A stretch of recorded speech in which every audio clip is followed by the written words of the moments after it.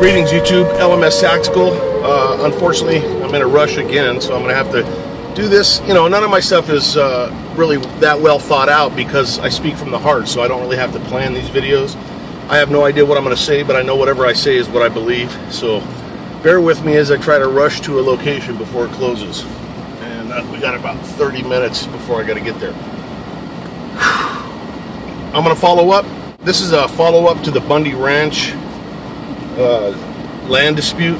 I'm sure we all watched it go down yesterday. It was just an amazing day, I thought, in terms of what was accomplished on behalf of the American people. I mean, there's so much to talk about here. This is going to be a rambling video, so if you're looking for some kind of really good structure, probably ought to leave, because I'm going to jump around from subject to subject. For anybody that might have missed it, I'll give a brief recap. The important thing I thought that happened, I mean, certainly by now everybody knows about the Bureau of Land Management attempting to confiscate or impound Mr. Bundy's, the rancher out there in Nevada, his cattle. So the feds had rounded up, I don't know, probably about 300 plus cattle. They did it by way of helicopter, and I can't confirm this, but I understand they ran a few of them to more than a few of them, you know, to their death in the heat there.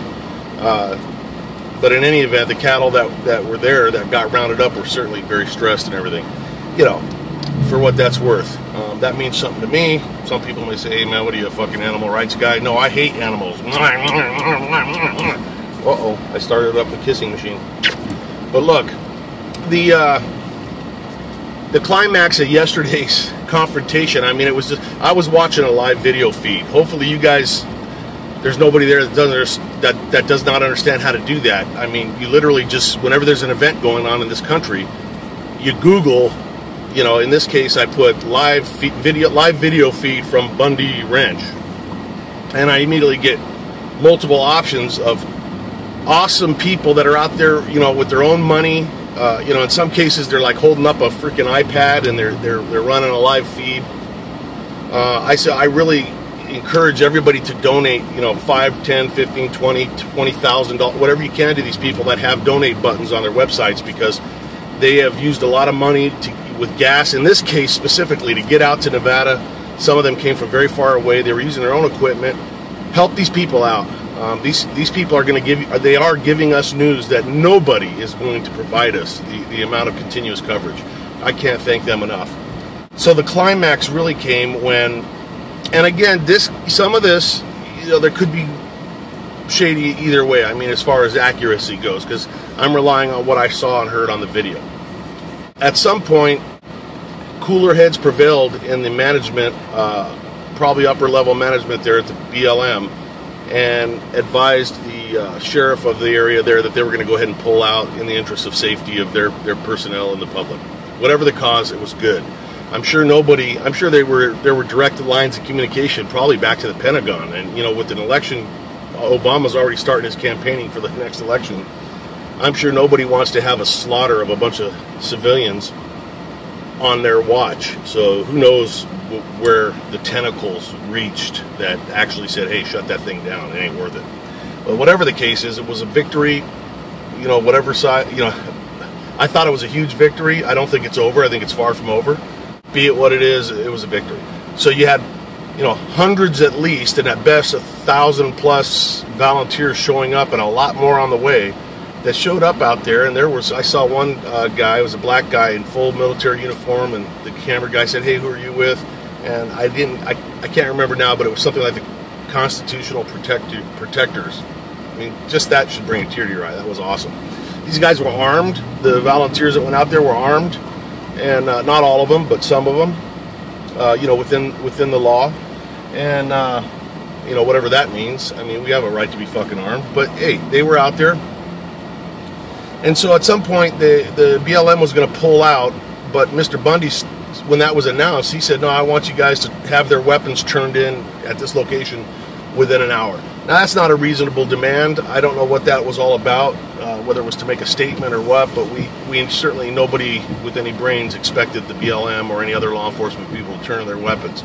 But ultimatum was, if they don't turn in their weapons within an hour, we're going to go there and take our cattle back. So that was cool. Of course, the weapons were not turned in, and what the best part of the whole day, I thought, was the image. It'll remain with me for the rest of my life, of these, I don't know how many, I'm not good with estimates, but it looked like 100 or so people maybe on horseback in a skirmish line, with a bunch of people on foot with flags, "Don't tread on me," the American flag, blah, blah, blah, moving toward this fenced off area under an overpass where these cattle were. And you got armed agents on the other side of that fence. And at one point, one armed guy comes up and says, "Hey man, don't come near the fence." And they had been on their bullhorn saying, "You will be shot if you don't leave the area." This is what I heard. So these people, armed, the Patriots, went up there, and the bottom line was the BLM agents left via a rear exit, and Mr. Bundy got his cows, and these people all herded them back onto, his property or onto the adjacent property there. That's why we can't lose our right to bear arms. I mean, this is really a debatable topic, but the fact is, as I see it, that could not have happened if there weren't armed Americans on the other side of that fence. Because there was only a couple of possible outcomes there. Either the BLM refused to release the cattle and open the gate, or they cooperated. The outcome of the first choice or option would have been shots fired. Everybody knows that. It was crazy. Now I'm gonna jump around here, and I warned you I was gonna do that. I'm gonna tell you a little story. And this is me laying myself on the line here, as far as, I'm not trying to be a hero, but I'm going to put myself into perspective here so that you can understand where I'm coming from. Years ago, back, hopefully everybody is old enough to be able to remember the Ruby Ridge and the Waco shootings. Let's focus more on the Waco. I was a cop in LA. I was a pretty young cop at the time that Waco went down, and I was watching it, and I'm just going to I'm just going to be very brutally honest here. So reserve judgment until the end of this. So Tourette syndrome. When that happened, when Waco went down, and if you have not seen the footage of the actual assault by the ATF on the compound there, Google it and watch it, and then this will make sense to you. I will forever, in my brain, is etched the image of those ATF agents on the roof. They had climbed up the ladder and got on the roof. Those that have seen this know what I'm talking about.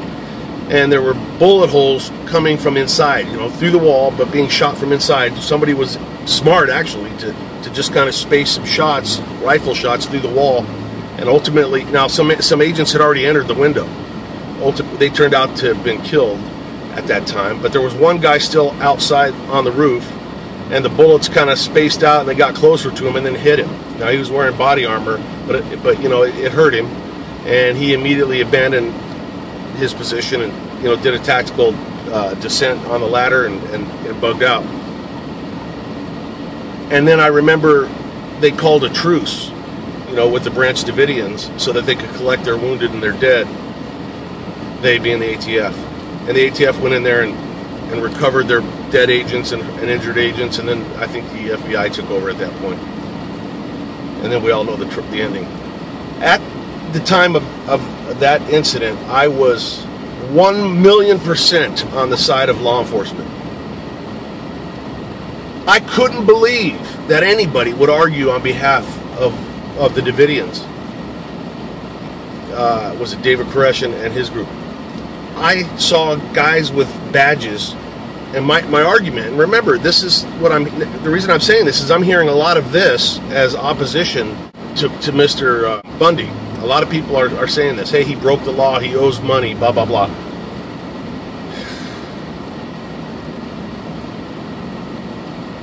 Watching those agents get shot and killed and seeing the bodies and everything, it really devastated me as a cop and as a human being. I saw things very black and white. There's right and wrong.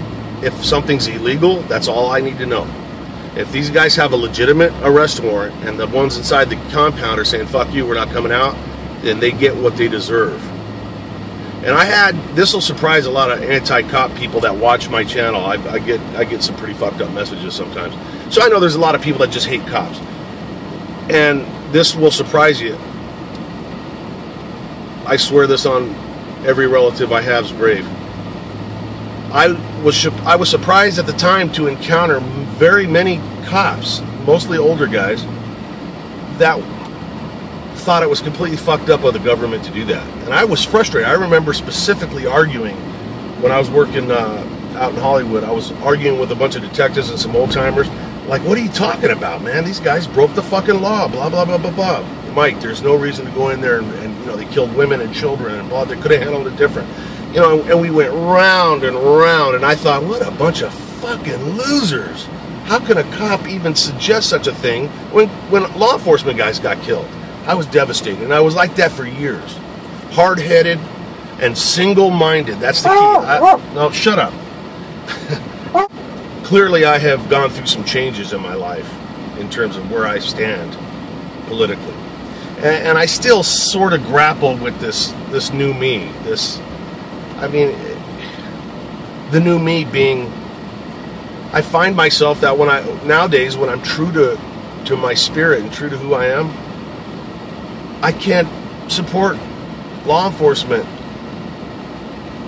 on a high percentage of the things I'm seeing, you know? The shooting that happened in Albuquerque of the homeless guy. I don't fucking get it, man. I don't get that. That's another take, man. But I watched, I'll give myself credit. I was just talking to my father about this. I'll give myself credit on this thing. I don't compliment myself often.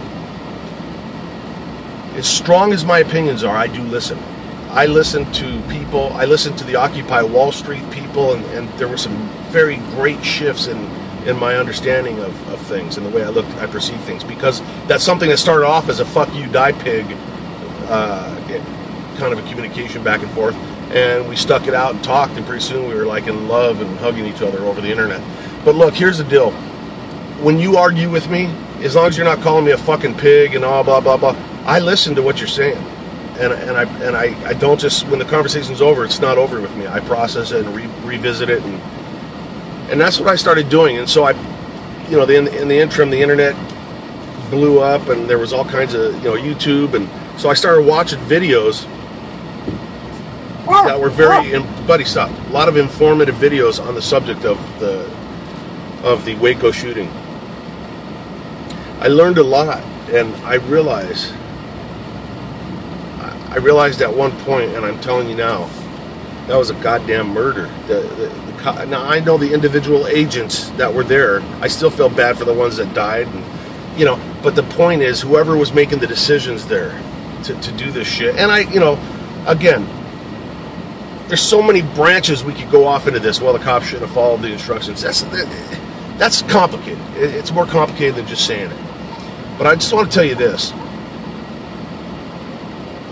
I mean, I'm starting to tear up, because I know there were children in those buses that were buried, that died. I know there were innocent people. And here's the bottom line. Even the people that died that were shooting at the cops, at the fucking ATF. I bleed every time a cop dies. I fucking don't like it, man. It hurts me. Because I are one, sort of. But when I realized that they had ample opportunity to arrest David Koresh without doing it at the compound, I realized how fucked up people can be in positions of power. They had an arrest warrant for him, and they knew his habits, and this is not to rehash the Waco thing, but as an example, he went into town, he came back, he went into town, they had watched him, they had surveilled him, they could have arrested him when he went into the town and prevented the whole fucking thing. Well, no, they had to go in there to collect the weapons and blah, blah, blah, blah, blah. Well, you always wait them out. You don't force people into a position to shoot. And I kind of was afraid that was going to happen at the Bundy Ranch. I don't know whose decision it was. Unfortunately, I think the decision, I hope I'm wrong, but I believe the decision for the BLM to stand down was based more on the optics of what would have happened. I don't think it was because they were concerned with killing you know, what they look at as a bunch of Tea Party rednecks and blah, blah, blah. You know, that's weird. How did I just magically jump out of the truck and into the woods? Oh well. Here's a message really directed more to the agents and law enforcement personnel who were at the scene at the Bundy Ranch roundup, or any law enforcement people who might feel the way that I did back when I was a young cop during the Waco thing.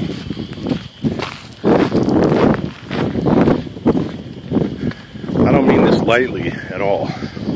I mean this seriously, because we're all human, we're all fallible, we're all controlled by an ego.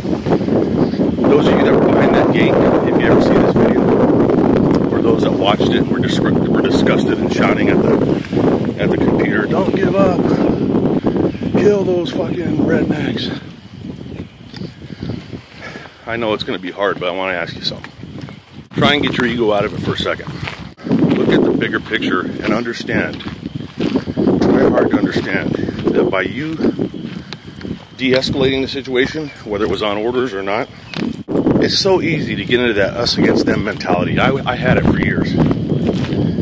You've got to remember, these are your citizens, these are your mothers and your fathers and your brothers. Think back to all the things we read about our founding fathers and what they went through to do their part to ensure that we could live free.